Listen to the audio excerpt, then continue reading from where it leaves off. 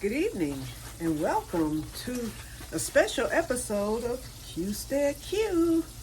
What you gonna do? I don't know, but something's gonna grow. Well, as promised, I am here to do the squash leaf and squash flower tutorial. I'm going to lower the camera so that you can see me working.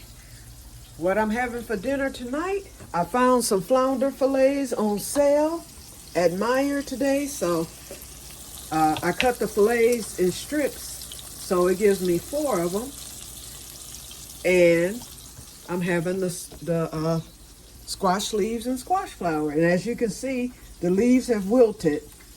If I had stuffed them immediately, they would stuff a lot easier, but this is okay. They're not too bad. I washed them earlier, and they're ready to go. They're just wilting, but I'll still be able to stuff them pretty good. So I'm going to lower this camera, and I'm going to get started while the fish is cooking. Alrighty. Wait a minute. Let me lift the camera up a little bit because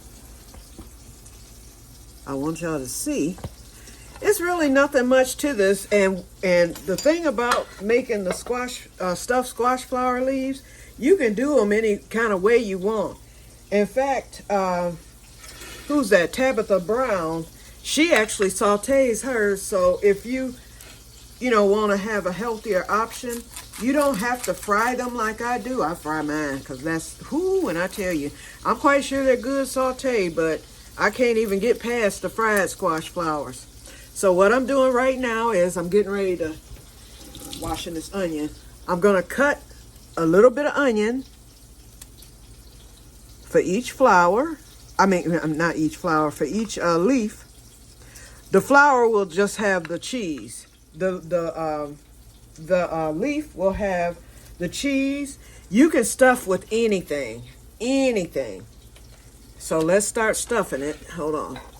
What I do is I put a few pieces of onion there, 4 for each leaf.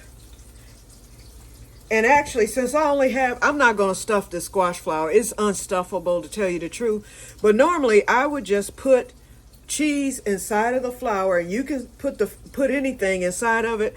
But I'm going to just cut this flower in half. I'm going to put part in one leaf and then part in the other. And the stem can be eaten as well. So I'm adding the stem to the leaf.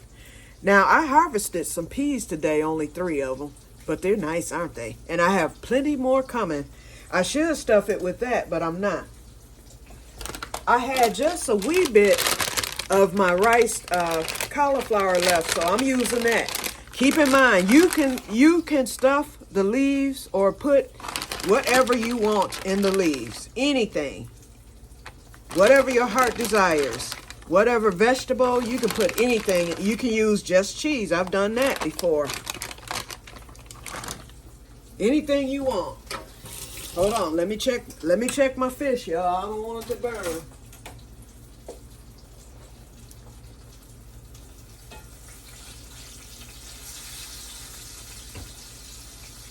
And I gotta show y'all my skillet.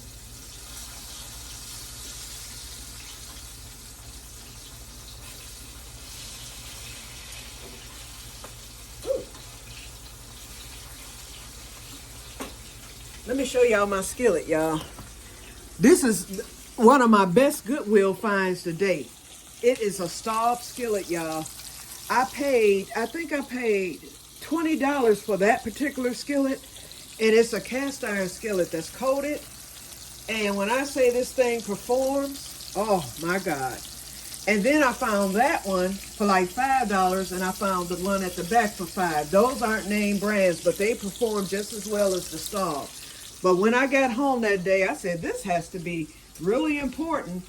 And so I pulled it up. I pulled up the name Staub, and I'll be doggone if it wasn't, I think it was priced retail, STAUB. If you look up Staub skillets, it's one of the top of the line skillets. That thing online was priced, I bought it in 2018. It was priced at I think $250 in 2018. No telling how much they would cost now brand new. And that was a brand new skillet. Because my Goodwill shop sells estates, and a lot of that stuff be cheap. I have found some nice things there. All kind of nice things. So I just wanted to tell y'all about that and show y'all that skillet. Because, who's that, Lisa? I think you was showing us what you got at the Goodwill the other day, which was really nice. A lot of y'all I know like the thrift shop. Okay, so now I've added some yellow bell pepper. And now comes the star of the show. I like Gouda cheese. So what I do is, once I open it, and this stuff is expensive, y'all. But usually a block of it will last me the whole summer. I usually buy one block for the whole summer. And I eat squash flowers and squash leaves as often as I can, because this is the only time of the year. So I just cut a little thin piece and stick it right there inside of the leaf. And then the second star of the show is the Philadelphia cream cheese. I have these little spoons. They're baby spoons. One's a Mickey Mouse, and then this one. Those were my late mother's. Back when I was her caregiver, she had a peg tube. So that's where her main nutrition came from, but she ate for comfort. So we would cook, and she could still eat. And so we used the baby spoons so that she wouldn't take too much in, because it was a choking hazard for her. Okay, let me get this fish off real quick before I finish up the flowers. Be right back.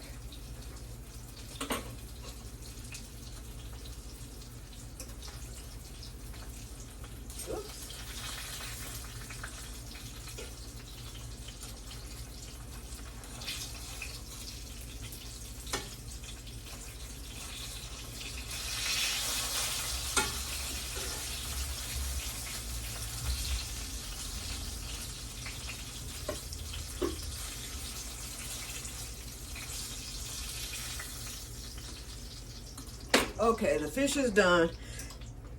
And what I like about that skillet, no sticking, nothing. And it was already seasoned when I got it, so I didn't have to re-season it. Now, the Philadelphia cream cheese. And I only buy, ooh, that had oil in it. I only buy this once.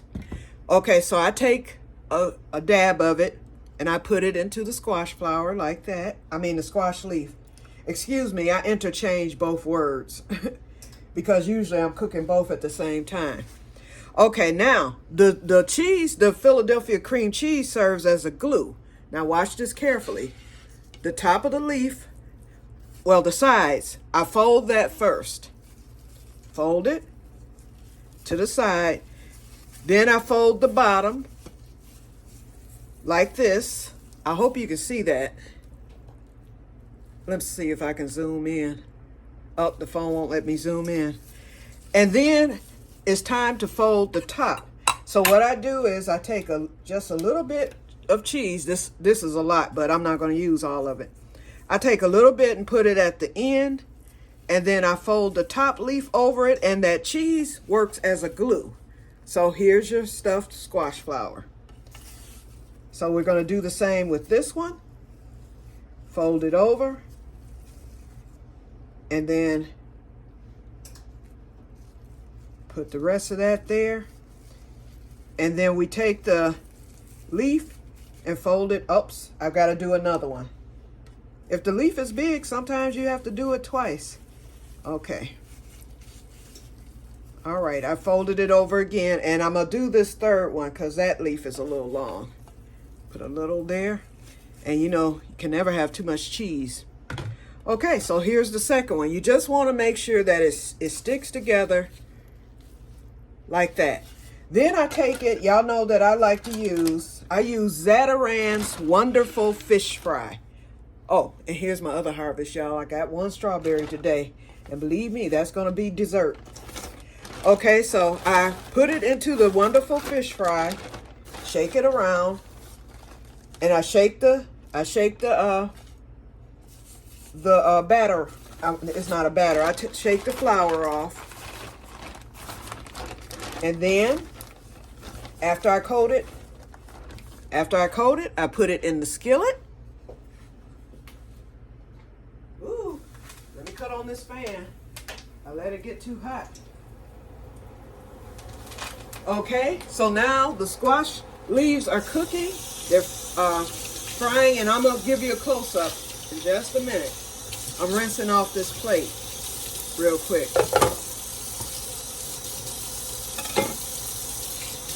Just trying to clean up a little bit as I go. Wipe this. I'll clean up later, but I was just getting things. Let me put this in the fridge so I don't forget. Okay, now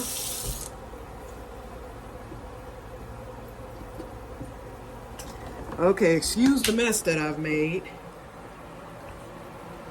Okay, I've got the thing on. Now, I don't use a whole bunch of cooking oil, but it will drain. And there's the fish, y'all. It will drain.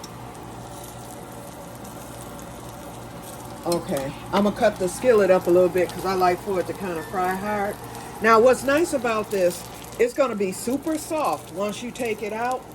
But you let it sit for about 2 minutes, and the squash leaves are going to get very, very hard and crunchy. And I think that's what makes it good. Hold on, let me get my spatula. Okay, there we go. Okay, so I'm gonna flip it because you don't want to burn it. And it's not quite done on that side yet. I let it brown, but I flip it early just so that the cheese can melt, and then whatever I stuffed it with can cook in there. And I press it a little bit. Now I'll let this cook all the way because that's where the cheese is that glues it together. And so after it browns on the one side, I'm gonna flip it again to brown it on the other side, and that's it. That's what this is what it looks like. And y'all see the smoke because I let the skillet get a little bit too hot. So I had to turn on the fan.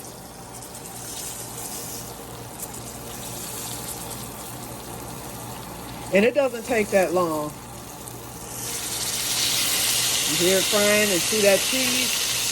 If that cheese starts coming out a little bit, I just put it off to the side because the cheese will cook and harden. Okay, now let's flip it again. And see how it's starting to brown a little bit? Yeah, that one browned real good. See how it browned? That's how I like for it to look. Just like that. I love this starved skillet.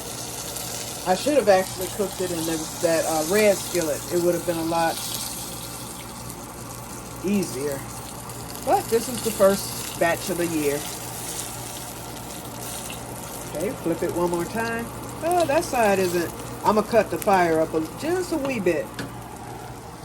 I hate that it's smoking like that. Okay, I just cut it up because I want it to brown. Normally it would be done by now, but I had turned the fire down because of the, and it looks horrible now because I let the grease or the cooking oil. Okay, there we go. Now that's satisfactory. And like I said, it will be a little greasy. I put a little bit too much, but I had to cook that fish. I didn't want it to not be enough. Normally I don't use that much oil. And you can substitute for olive oil or canola oil. This is canola oil. Okay, I'm gonna cut the fire off. Turn that one more time. But I think it's pretty much done. Okay, and as you can see, this is what it looks like when it's done. And you let it set. Right now it's real soft. The cheese is gooey and all that. Hold on, let me move this skillet back. Well, no, I got the fan on, so it'll be okay. Ooh. Okay, we'll bring the plate over here. as you can see, dinner in 5 minutes. Or what? How long have I been on? 15 minutes. Dinner in 15 minutes. Not bad. Okay. So I'm not going to do a taste test. I will piece a little piece of this flounder. I love flounder. Making sure it's done. Oh, yeah. Woo. Okay. So I'll eat 2 pieces of the flounder and 1 of the squash leaves. And I'll probably save the rest for lunch tomorrow. And it is filling. It's very filling. But I don't know if it looks good to you or looks appealing. I guess I could say I can cook, but I don't go for the beauty and all that stuff.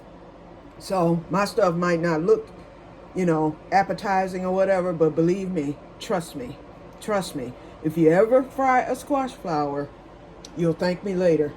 Squash flower and a squash leaf, but you just stuff it with whatever. And like I said, my sister, she likes to stuff her squash flowers with bacon bits and onion and stuff. I like all that, but I prefer to do it the simple way. I just put a little teeny tiny piece of Gouda cheese in it, and then I batter it up with the flour, throw it in the skillet. And when I say it's a delicacy, in fact, stores sell squash flowers. You can buy them in the specialty stores, and you might pay $20 for a pack of 10 of them. And here we are growing them and getting them ourselves for free. That's my favorite thing to eat during the summer. It's squash flowers and now squash leaves as well. And the squash leaves taste even better. It tastes like a squash flower on steroids. Like I said, you will thank me later. Try it. And stuff it with whatever you deem fit.